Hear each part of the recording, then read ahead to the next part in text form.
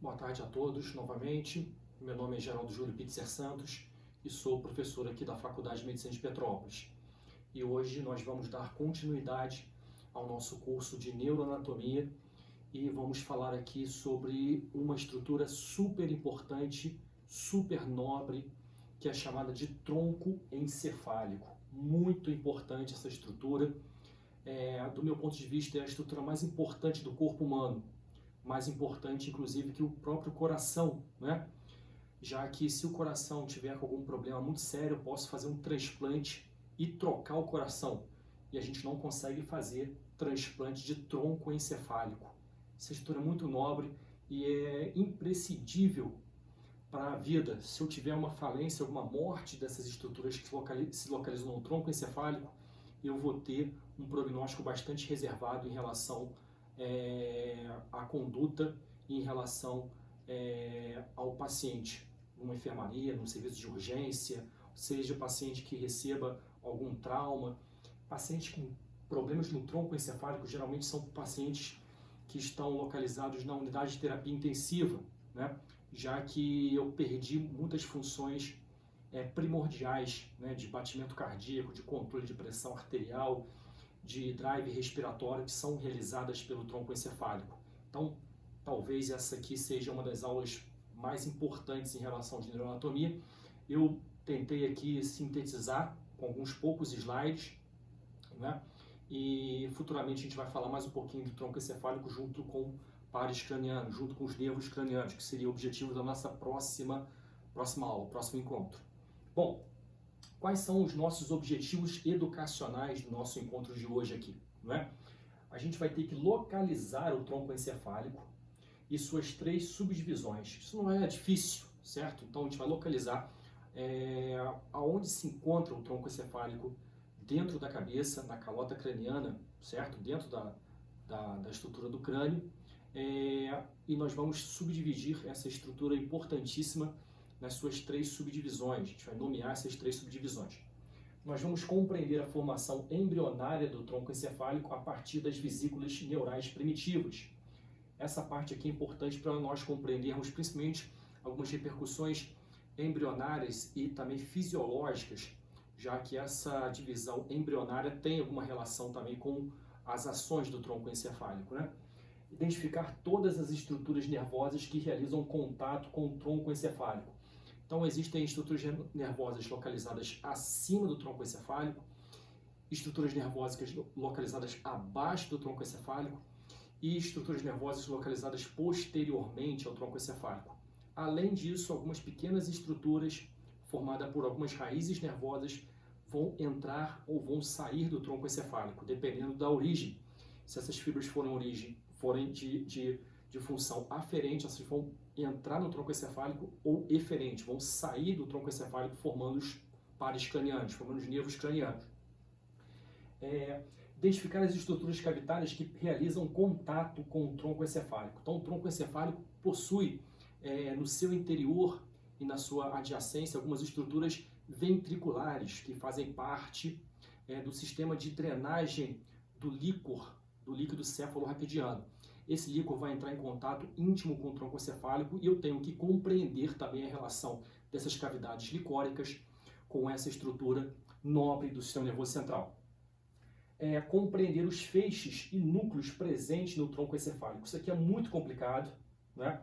Mas basicamente nós temos feixes que vão subir atravessando o tronco encefálico e feixes que vão descer também atravessando o tronco encefálico. E nós temos diversos núcleos localizados no tronco encefálico.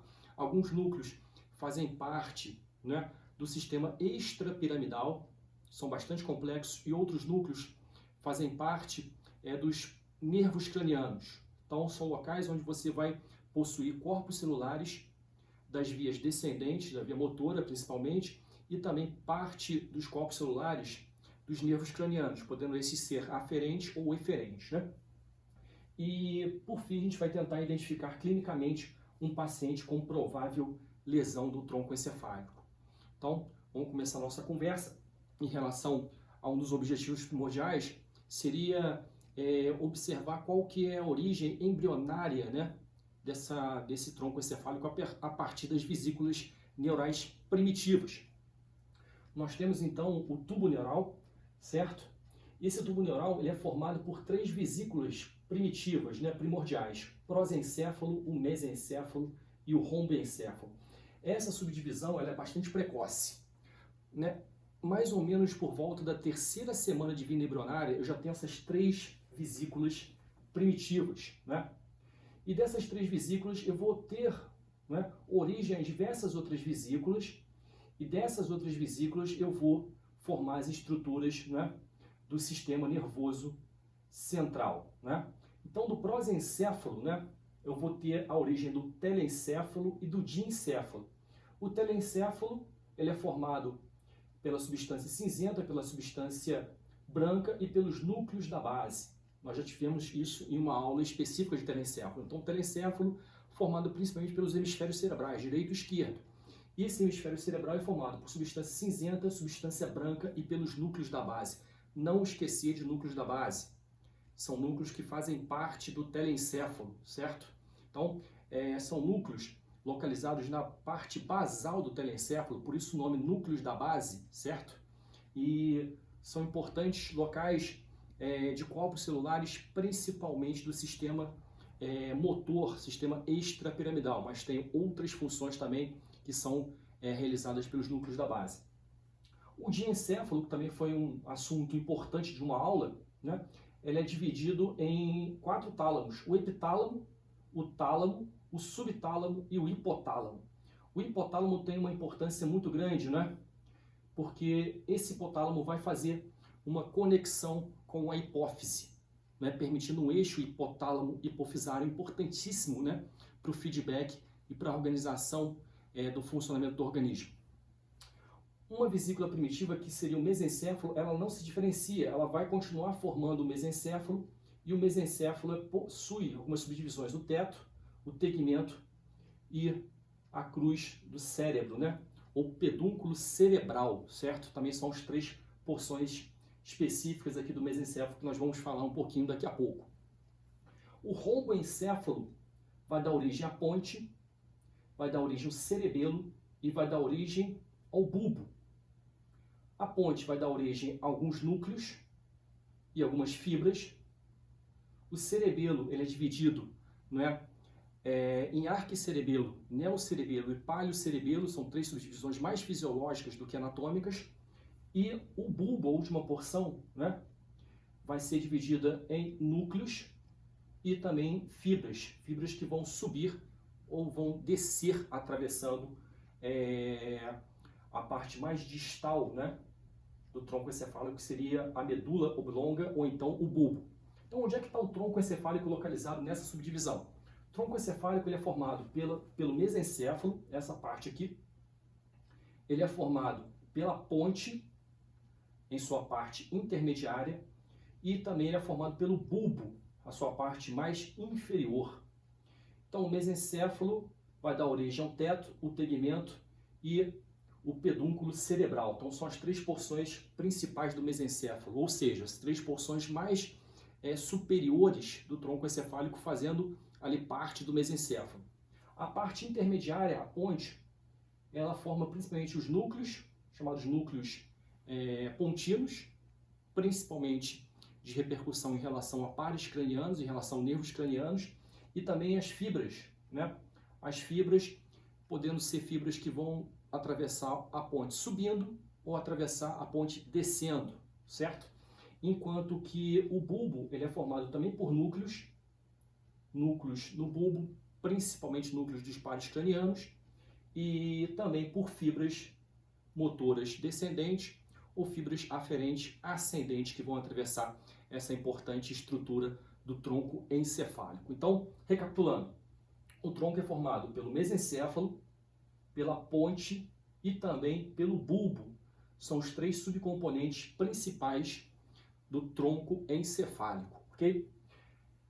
Recapitulando um pouco o que a gente já discutiu em aulas passadas, no sistema nervoso nós temos fibras aferentes, fibras que vão subir ou fibras que vão ascender, certo? E fibras eferentes, fibras que vão descer. Aqui em vermelho eu tenho representado fibras eferentes. enquanto que em azul eu tenho representado aqui as fibras aferentes. Observem que isso aqui é óbvio, né? Se eu tenho fibras eferentes que saem do córtex cerebral, do telencéfalo, e chegam até a medula espinal, eu tenho, obviamente, que atravessar o tronco encefálico. Então, tecnicamente, no tronco encefálico, eu tenho porções onde eu vou ter a localização das fibras eferentes que vão atravessar esse tronco encefálico, descendo até o momento que elas vão conseguir chegar na medula espinal. E também eu tenho fibras aferentes, ou seja, fibras ascendentes que vão sair da medula espinal e vão também atravessar o tronco encefálico, ok? Antes de realizar a conexão principalmente com o tálamo, uma estrutura do diencéfalo, e essa informação ser projetada lá no telencéfalo, no giro pós-central, que seria o giro sensitivo primário. Então, o tronco encefálico localizado nesta topografia, ele possui dois conjuntos de fibras principais, as fibras ascendentes e as fibras descendentes, certo? São os dois conjuntos principais de fibras. Existem outras fibras que vão atravessar também o tronco encefálico, principalmente fibras de projeção, certo? Fibras que vão formar também decussação dentro do tronco encefálico e fibras que vão conectar essa estrutura com o cerebelo, principalmente. Fibras que vão sair do tronco encefálico e vão em direção também ao cerebelo. Isso a gente vai falar no decorrer do nosso encontro de hoje, né? Bom, relembrando mais um assunto super importante, né? Seria o conceito de substância branca e conceito de substância cinzenta. Parece besteira isso, mas vira e mexe nós encontramos alunos que ainda estão confundindo essas estruturas. Então, no sistema nervoso eu tenho uma célula que chama neurônio, obviamente, né? E o neurônio, ele possui um corpo celular e um axônio. Né? A gente viu isso, estudou isso desde lá do pré-primário, certo? O corpo celular do neurônio, ele vai ficar localizado em algumas regiões do sistema nervoso que nós chamamos de núcleos, certo? Esses núcleos, então, nada mais são do que substância cinzenta. São formados por corpos celulares dos neurônios.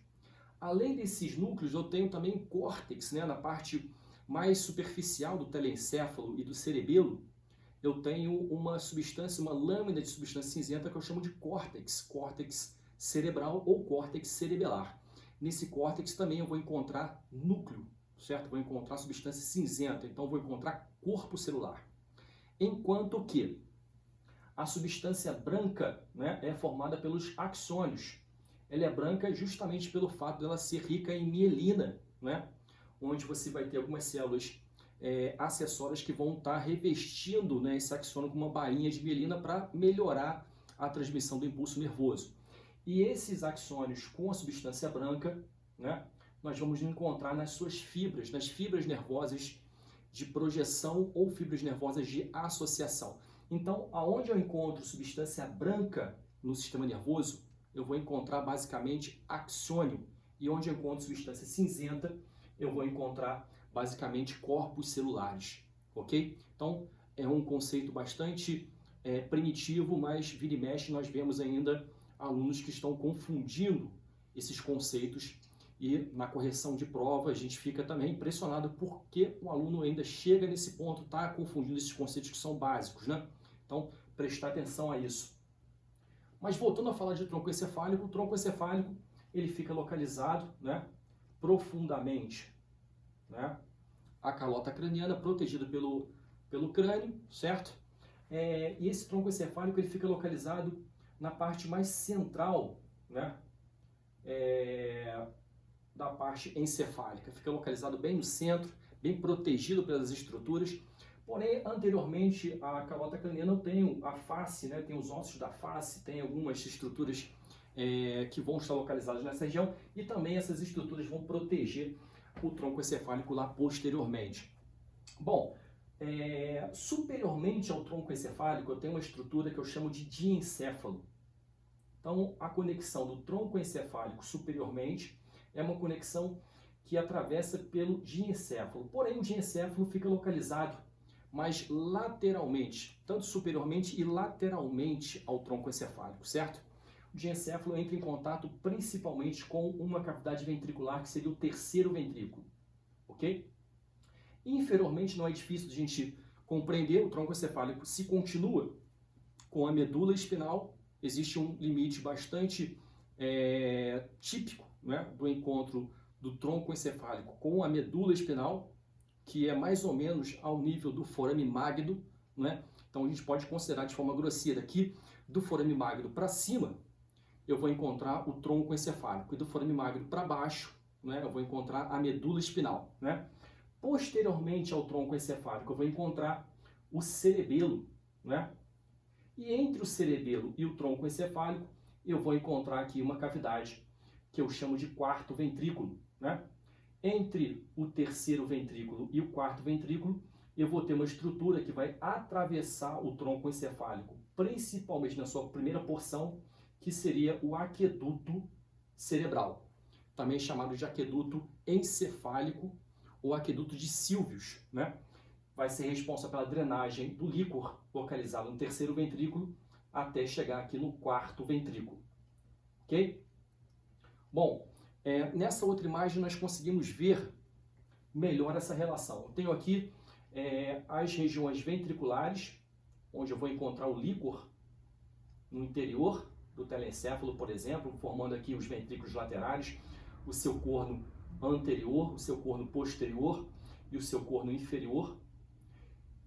Eu tenho aqui o terceiro ventrículo, que vai entrar em contato principalmente com o diencéfalo, e eu tenho aqui a união do terceiro ventrículo com o quarto ventrículo, formando aqui o aqueduto encefálico e a cavidade aqui do quarto ventrículo. Essas duas estruturas, tanto o aqueduto encefálico quanto a cavidade do quarto ventrículo, elas são estruturas cavitárias que vão entrar em contato principalmente com o tronco encefálico, ok? Não é raro da gente encontrar lesões congênitas que vão causar estenose, né, nesse aqueduto. E, consequentemente, você vai ter uma dilatação de todo o sistema superior, responsável pela produção do líquor, e você vai ter uma condição clínica que nós chamamos de hidrocefalia. Isso geralmente é congênito, né? Bom, observando posteriormente agora uma imagem de tronco encefálico, né? Essa imagem aqui é uma foto de uma dissecção onde foi realizada uma abertura posterior da calota craniana, né? E eu consegui realizar uma certa retirada aqui do telencéfalo de algumas partes de hemisférios cerebrais lá direito e esquerdo.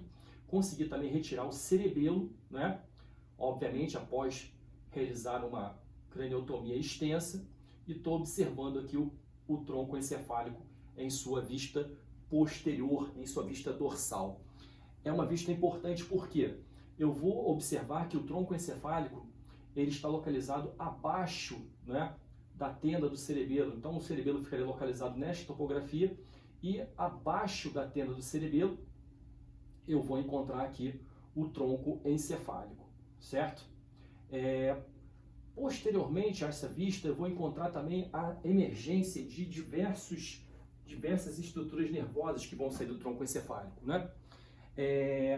Porém, se eu for observar com muita atenção, a única estrutura nervosa que vai sair do tronco encefálico posteriormente é este nervo aqui, que é o quarto par craniano, que é o nervo troclear, né? Então, o nervo troclear, quarto par craniano, seria a única estrutura nervosa que ele tem uma emergência, né, posteriormente ao tronco encefálico. O tronco encefálico, então, ele vai possuir a emergência de 10 pares cranianos. Eu tenho 12 pares cranianos, os 2 pares mais superiores não entram em contato com o tronco encefálico. Isso é uma história um pouco questionável, já que o segundo par entra uma partezinha em contato com o tronco encefálico.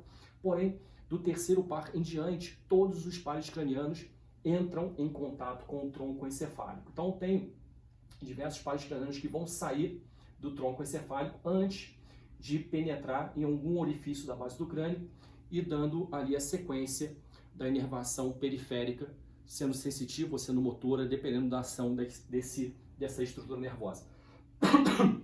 Bom, nessa imagem também eu consigo identificar que o tronco encefálico, né, a sua porção mais final, que seria o bulbo, vai também atravessar o forame magno e dali para baixo essa estrutura do sistema nervoso central ela passa a ser chamada de medula espinal. Então, parte mais superior vai entrar em contato lá em cima, né, com a parte do cérebro, formando ali os pedúnculos cerebrais. Tem contato também lateral com o diencéfalo, certo?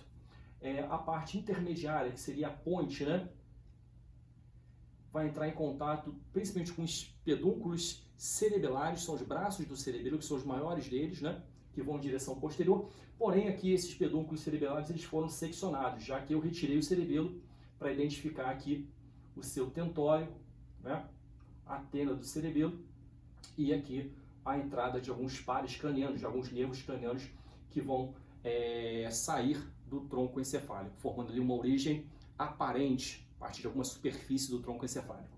Bom, voltando mais uma vez, tronco encefálico formado por três estruturas principais, e essa informação é importantíssima. Então, quais são os três componentes do tronco encefálico? O primeiro deles, você tem aqui o mesencéfalo, né? Depois eu tenho a ponte e por último eu tenho o bulbo. Então, esses três componentes fazem parte do tronco encefálico. Ponte na sua parte intermediária, mesencéfalo na sua parte superior e o bulbo na sua parte inferior. Observem que o aqueduto do mesencéfalo, o aqueduto cerebral, né, vai passar no interior do mesencéfalo antes de chegar no quarto ventrículo. Essa estrutura aqui. A parte mais superior, a parte mais cranial do quarto ventrículo está localizada dentro da ponte, certo? E o quarto ventrículo também entra em contato anteriormente com o tronco encefálico, principalmente pela ponte, e posteriormente você vai ter um contato com o cerebelo. O cerebelo fica localizado posteriormente ao quarto ventrículo, ok? Aqui eu tenho uma vista anterior e uma vista posterior do tronco encefálico, né? O que a gente está observando? A gente está observando algumas estruturas macroscópicas de relevância, certo? Então, aqui superiormente ao mesencéfalo, eu tenho os dois pedúnculos cerebrais, pedúnculo cerebral do lado direito e o pedúnculo cerebral do lado esquerdo, ok? Então, essas estruturas vão entrar em contato com o cérebro, parte mais superior, principalmente com o diencéfalo, né? Que é uma das subdivisões do cérebro.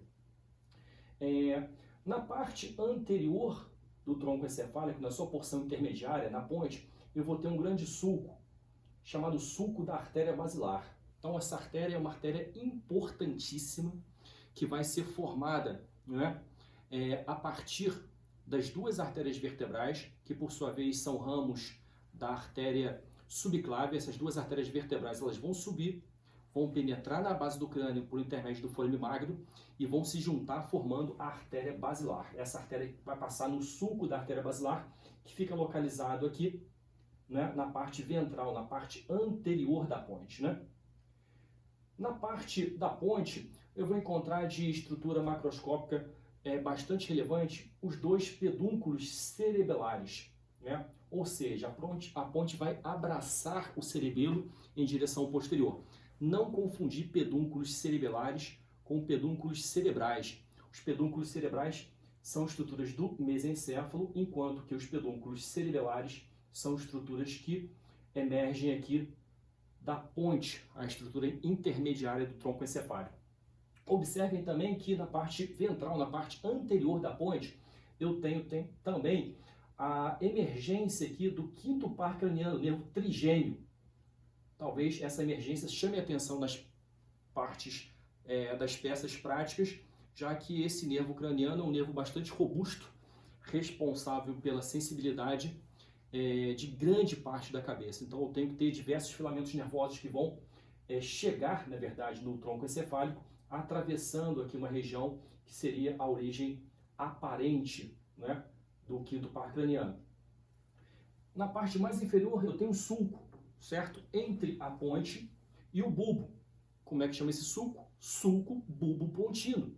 Por esse sulco eu vou ter também a origem aparente de diversos pares cranianos, certo? Então, entre a ponte e o bulbo, sulco bulbo pontino, onde eu tenho a saída, por exemplo, do nervo facial, do nervo abducente, certo? Nervo vestíbulo coclear.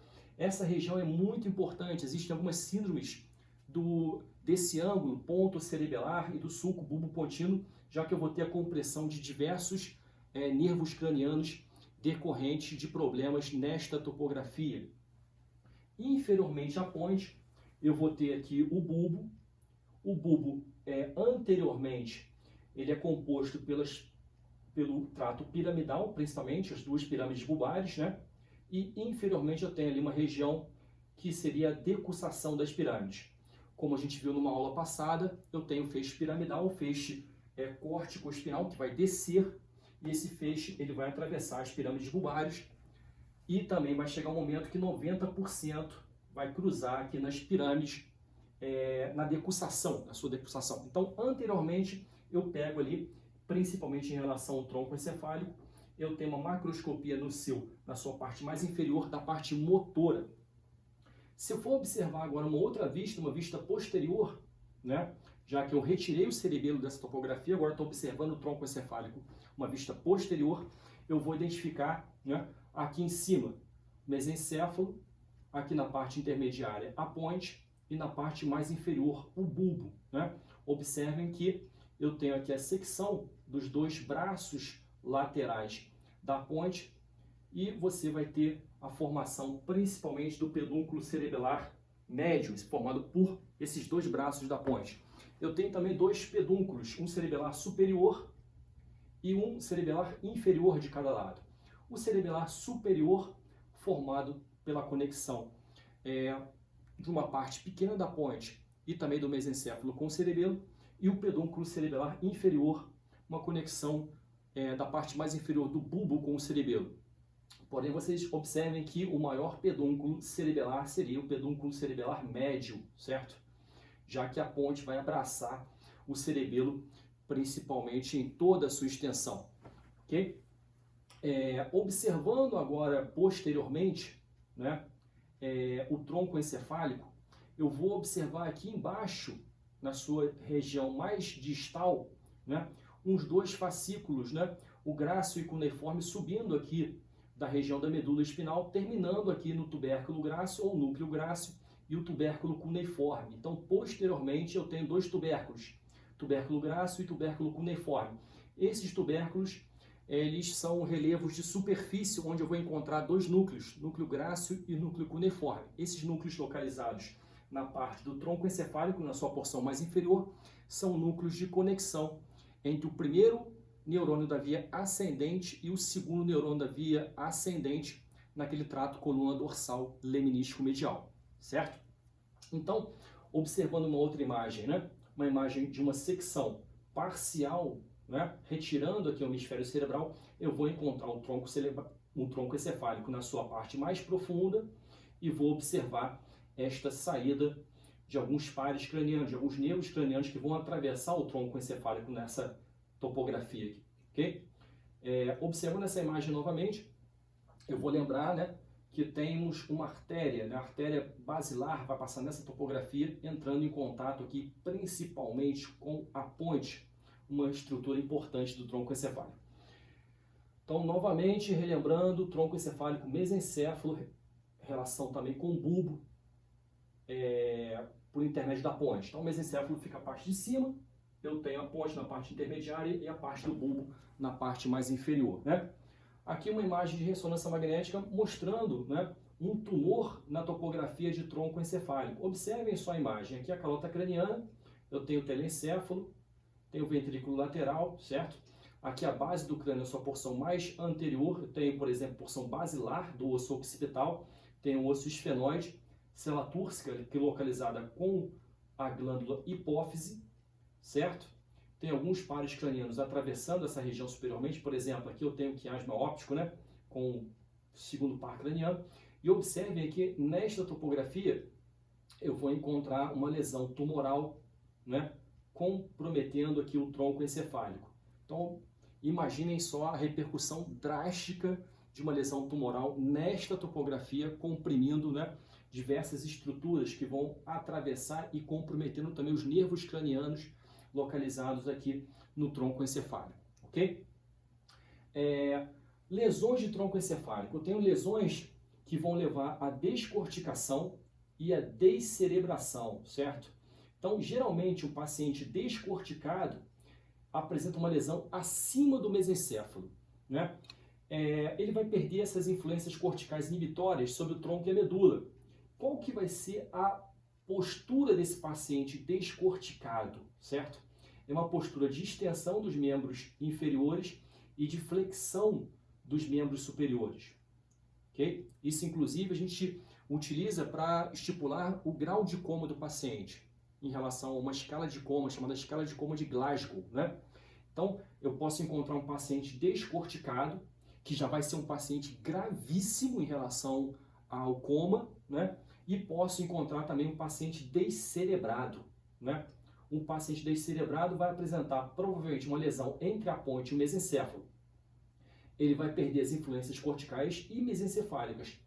Por quê? Eu tenho no mesencéfalo alguns núcleos, chamados núcleos rubros. E esses núcleos rubros, eles vão também fazer uma certa influência na postura do paciente, formando o trato rubro-espinhal. Na verdade, é um outro trato, chamado trato córtico-rubro-espinhal. Se eu tenho apenas o núcleo rubro funcionando, esse trato ainda parcialmente vai ter uma certa influência na postura do paciente. Porém, se ele não funciona mais, o paciente vai ter uma postura de descerebração, certo? Ele vai ter os dois membros inferiores em extensão e também o membro superior em extensão, certo? Então vai ser um paciente mais grave do ponto de vista clínico, já que é um paciente que tem uma lesão de tronco encefálico mais inferior, uma lesão um pouco mais grave, certo? Uma outra imagem importante, agora uma imagem de uma fotografia, eu vou encontrar, agora é uma vista invertida, eu tenho a parte posterior, né, em direção ao cerebelo, e a parte anterior, certo? Aqui em direção aos lobos frontais, né? Eu vou encontrar uma fotografia da estrutura do tronco encefálico. Então, superiormente, eu vou encontrar mesencéfalo, na parte intermediária eu vou encontrar a ponte, e na parte inferior eu vou encontrar o bulbo. Observem aqui a artéria basilar, que vai passar aqui no sulco da artéria basilar, em contato com o osso occipital, a sua porção basilar do osso occipital, em contato íntimo com a ponte. Se eu tiver, então, uma lesão nessa artéria basilar, né, uma embolia que oclua completamente a artéria basilar e comprometa, né, os ramos pontinos que vão sair da artéria basilar, que vão inervar, que vão irrigar a ponte, imagina só a repercussão neurológica que isso vai acontecer, que isso vai causar, certo? Vai causar uma repercussão neurológica muito drástica, o prognóstico vai ser bastante reservado. E agora vamos falar um pouquinho sobre a anatomia da parte profunda do tronco encefálico. Não tem tanta relevância clínica, eu só vou citar algumas estruturas que a gente acha mais relevantes para o exame físico neurológico, mais importantes inclusive na neurofisiologia do que na neuroanatomia, mas vale a pena a gente descrever aqui. Vocês observem aqui a parte mais superior do tronco encefálico. Parece com o quê? Parece com o Mickey, certo? Então observem aqui o Mickey de cabeça para baixo, onde eu tenho, né, as estruturas localizadas no interior do mesencéfalo. Então, no interior do mesencéfalo, como eu já falei, eu vou possuir o quê? O aqueduto do mesencéfalo, ou o aqueduto cerebral, certo? Vai passar no interior do mesencéfalo, formando aqui a boca do Mickey. Lateralmente ao aqueduto do mesencéfalo, eu tenho substância cinzenta, né, que eu chamo de substância cinzenta central, né? Ou seja, temos corpos celulares de alguns neurônios localizados nesta região. Um pouco mais anteriormente, né, eu vou encontrar os dois núcleos rubros, núcleos importantes, né, do ponto de vista do sistema extrapiramidal, formando ali a via rubroespinhal, que a gente citou em relação a uma aula passada, certo? Mais anteriormente ainda, eu vou encontrar uma substância negra, ou substância nigra do mesencéfalo. Isso dos dois lados, obviamente, né? Essa substância nigra, esta sim é importantíssima do ponto de vista da fisiologia, já que ela vai ser rica em dopamina, um neurotransmissor que vai estar localizado nesta região aqui, um neurotransmissor geralmente inibitório, né?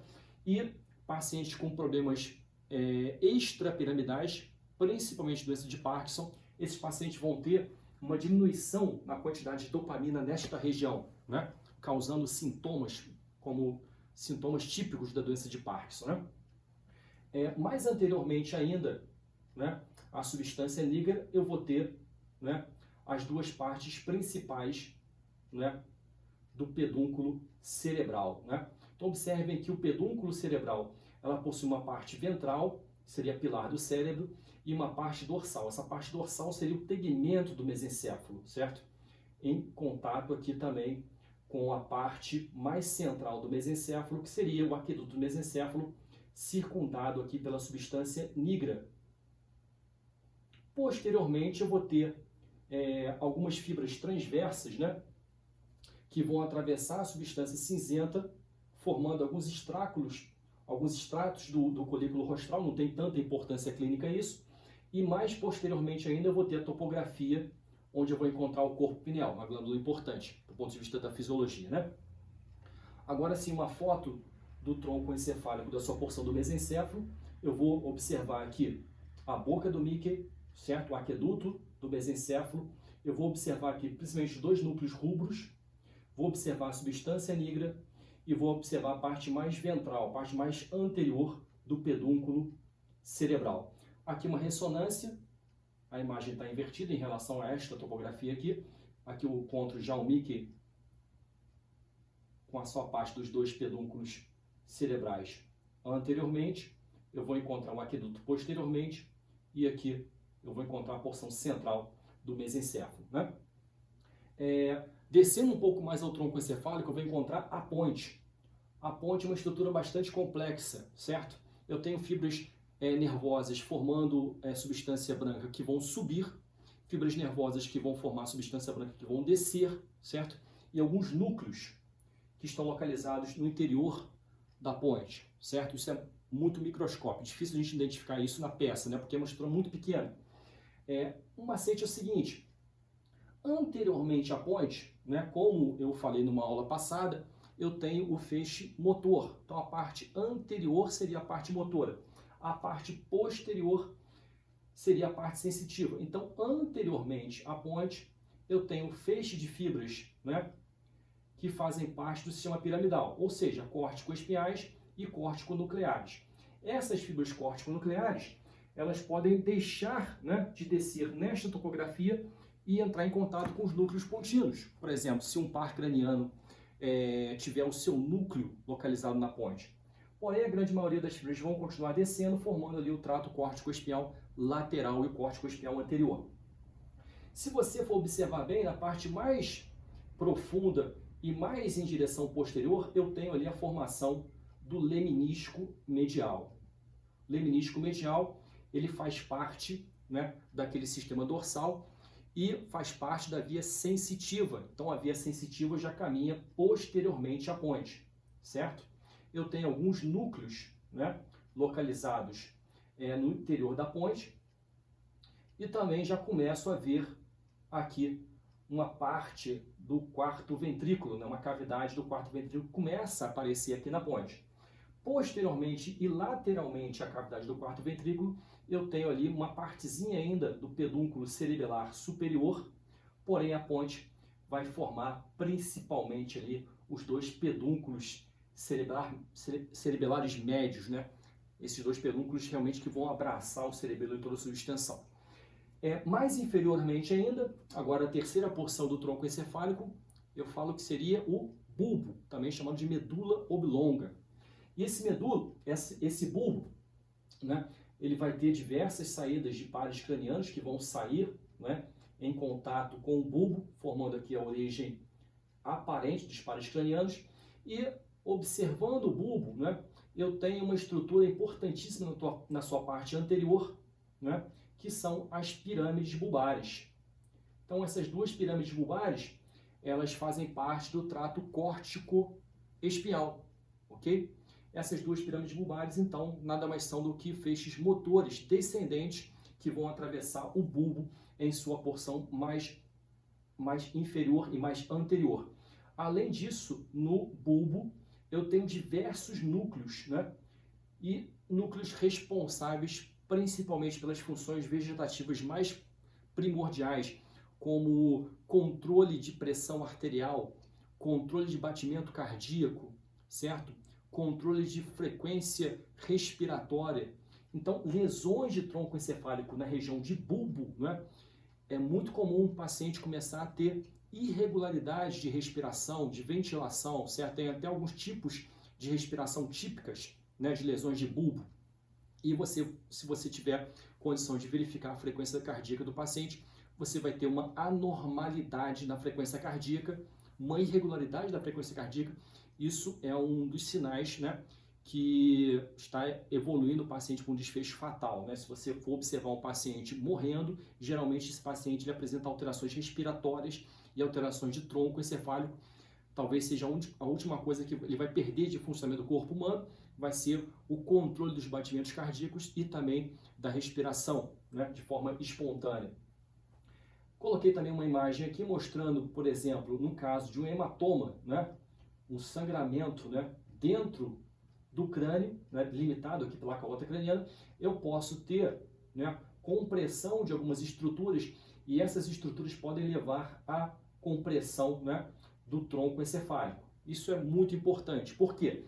Se eu tiver um efeito de massa dentro do crânio, por onde que o cérebro tende a descer? Ele não tem nenhum orifício grande para sair, ele tende a ir em direção ao forame magro. E ele vai em direção ao forame magro, né, pelo aumento da pressão e, consequentemente, ele vai comprimir o tronco encefálico. Seja diretamente um parênquima cerebral, ou seja diretamente uma parte do cerebelo, uma hérnia de tonsila, por exemplo. Essa hérnia vai comprimir o tronco encefálico. Daí a importância de estar resolvendo de forma rápida e ágil um hematoma dentro da calota craniana para você tentar drenar esse sangue e evitar ao máximo que ocorra hérnia, levando à compressão de tronco encefálico. Fazendo isso, você já melhora muito o prognóstico do paciente. Se eu tenho um efeito de massa geral causado por um edema cerebral, isso vai ser mais difícil, porque não tem como eu retirar a parênquima cerebral para minimizar o problema do edema, certo? Eu preciso fazer o quê? Drogas no paciente para tentar diminuir esse edema. Eu posso fazer diurético, tem diuréticos que eu uso isso na clínica, e onde eu posso fazer o esvaziamento, né? Posso fazer a drenagem de forma que o metabolismo não comprometa em relação a uma compressão, certo? Por último, eu coloquei aqui em relação a uma escala de coma que é importante, né? Paciente em coma, a gente faz uma avaliação, né, do prognóstico desse estado, já um paciente grave, mas eu avalio principalmente a resposta motora, a resposta verbal e a resposta ocular, abertura, né? E vocês observem que a resposta motora, eu tenho, né, dois parâmetros aqui, uma flexão anormal e uma extensão anormal, certo? Mostrando aqui um paciente descorticado e um paciente descerebrado. Observem o prognóstico, né? Quanto menor, né, o valor, pior é o prognóstico do paciente, certo? Então, você observa a abertura ocular, resposta verbal e a resposta motora. E na resposta motora, eu vou observar também se esse paciente tem uma flexão anormal ou uma extensão anormal em relação ao paciente descorticado e descerebrado. Ok? Grande abraço, até a próxima aula. Próxima aula a gente vai falar sobre pares cranianos, nervos cranianos. Ok?